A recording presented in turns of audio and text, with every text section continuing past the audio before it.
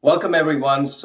Welcome again to this edition of our LinkedIn Live conversations with our subject matter experts across Trellix. Trellix has been doing a lot of work recently around key endpoint security outcomes, especially around protection, low false positives, and low performance impact on endpoints. And joining me today is no one other than Deepak Dalvi. He is the VP of Products at Trellix, 20 plus years in product management and 14 plus years in cybersecurity. That's quite a resume, Deepak. Great profile and amazing experience in the cybersecurity space. So, welcome, Deepak. Hope you have your Trellix swag. I do. Hey Ash, thank you. Happy to be here. Yes, I do have my Trellix badge on my jacket. Happy to be here. Excellent, wonderful. So we are celebrating something today, right, Deepak? We just received our results for protection and performance in both AV test, GmbH, and AV test, AV comparatives. So why are you so excited? What's the celebration about? Tell me more. Well, you mean post IDC awarding Trellix as the leader in modern endpoint security evaluations? Well, yes. Fantastic. You've been on a roll. You've been Yep, on a yep. roll. So Trellix continued its run with third-party evaluations. All of these were announced in Q1 of 2024. And AV comparatives, Trellix did brilliant. We got 99.7% in malware protection test, where we outperformed other competitors like Microsoft and CrowdStrike. Both of them were much lower. Microsoft at 99.5% and CrowdStrike at 99.6%. Again, and other aspects where we were also the winners was extremely low false positives. This was for the non-business files where we outperformed vendors like CrowdStrike that was at medium and average. Educate me. Educate me about what these third-party testers evaluate. Tell me a little bit more about the frameworks that A/B test and A/B comparatives use. So you used a couple of words over here, right? You basically said protection, performance, usability. You talked about false positives. You talked about malware protection rate and impact score. And walk us through each of these line items within this table and how did we compare versus the rest of the vendors in the industry. Fantastic. So great question. We do a lot of rigorous testing internally in house within Trellix, right? Those are a part of our engineering practices, but we also rely on third-party tests that are neutral tests to evaluate quality of protection. This is around web control protection, on access protection, on execution protection. And these vendors would also test protection, performance, usability, multiple different aspects, including the false alarms, right, for different types of file, process, network user kind of operations. And they would evaluate if any of these security tech or security solutions interfere with the operations, standard operations of end user. You already mentioned that the scores away, but it's commendable to see, right? 666 on performance and protection usability. That's good, isn't it? I mean, how does that compare with the others? Yeah, I would like to talk a little bit about that. Now, scoring six in all three of them is not easy, first of all. A couple of things that I want to call out is protection, performance, usability, three different aspects. You might end up compromising with performance while you're focused on protection, or might end up compromising on usability, right? Your end users may end up paying higher security tax while you're focused on protection. For all these three categories, we have consistent performance across multiple quarters, and that is what is important here. Being consistent across all three categories. There are many other vendors who would come close, right? They would be at 5 out of 6 or 5.5 out of 6, but getting a perfect score is commendable, and that's where Trellix engineering teams and product teams continuously work with our third-party evaluators as well as with our threat research teams to be ahead of the threat actors. Great, and that's consistently over number of quarters you mentioned. That makes a big difference, right? Not just the 666 score. Okay, that's great. Let's take false positives, right? We've got a range of very low to medium to average. Tell me a little bit more about how this is scored and what does good look like?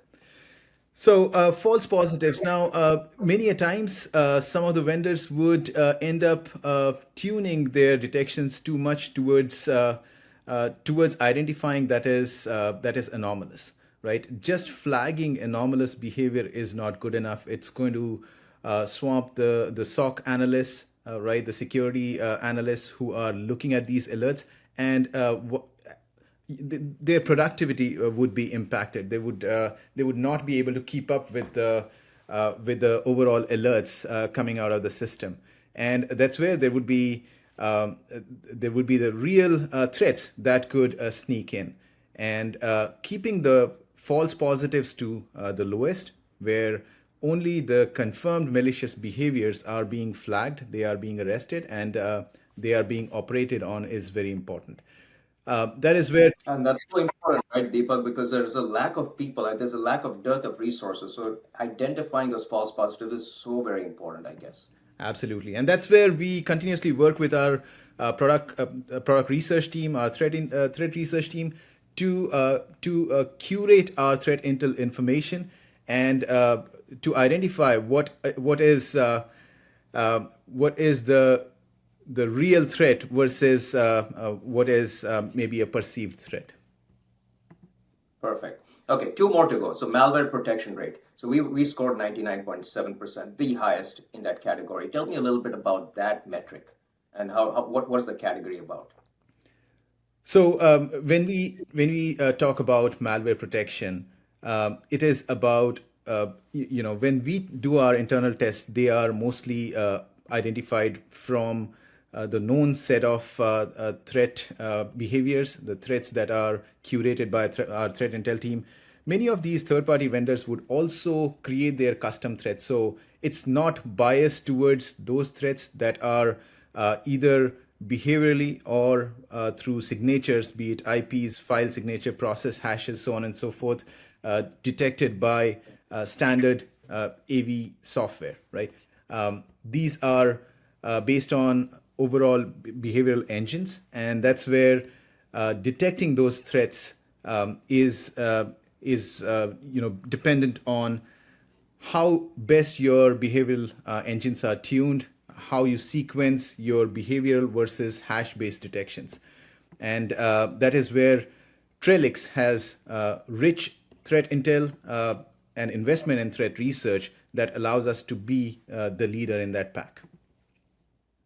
Wonderful. And the last one, which kind of confuses me, it says we got a 14.8 as an impact score.